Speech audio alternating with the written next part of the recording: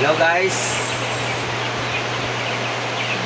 So, ang unang tanong, anong mga pagpapahalaga ang itinuro sa iyo nung ikaw ay lumaki? Mga values ba? Ano yung mga itinuro sa yung values ni Lola? Tinuro sa akin ng magulang kong values.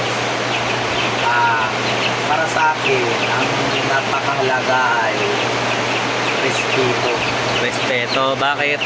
Sinasabi niya palagi sa akin dati, kung gusto mo respeto ka ng iba, rumispeto ka.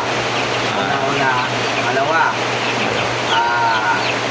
bawal makialam ng hindi sa'yo mga gamit o bawa bawal kumuha ng mga bagay na hindi sa inyo.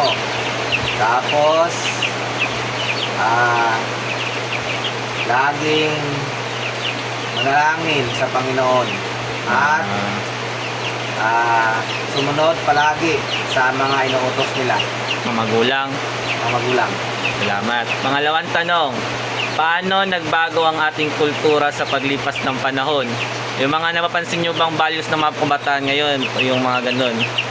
Ano yung mga napapansin nyo pang? Malaking pagbabago simula nung palagay na lang natin mga 10 taon ang 10 taon na lumipas.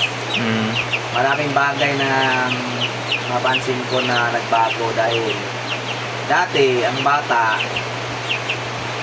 takot sa magulang. Ngayon, magulang na yung takot sa bata. Hindi. Sa totoo lang kasi napapansin ko lalo na sa mga mga bata ngayon palamura. Palamura. Tapos dati kasi kami pag halimbawang magmura ka, sigurado isang basong sili yung isisili sa'yo ng nanay mo. Yan ang batas dati. Dati may takot pa yung mga bata. Oo, yan. Hindi naman lahat ng mga bata na gano'n. Depende kasi pagtuturo ng magulang. Pero kalimitan na papansin ko ngayon sa itinuturo ng mga magulang, naging spoiled yung bata. Spoiled. Dahil sa batas na rin na pinapatupad ng gobyerno. Kasi masaktan mo lang yung bata ngayon kahit sa pagdidisiplina lang, kinakasuhan ka ng child abuse agad.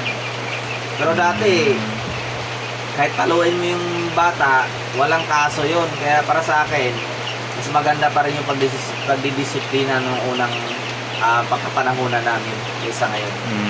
Okay, last question. Ano yung nakikita nyong pagbabago sa panliligaw? Halimbawa, sa mga kabataan ngayon, para ng panliligaw nila? Sa panahon namin, kung sa panahon ng kapanahonan namin, okay, ang pangliligaw, bago ka makapangligaw sa magiging asawa mo, paalam mo muna sa magulang. Pero ngayon, kalimitan, text-meet na lang, chat na lang.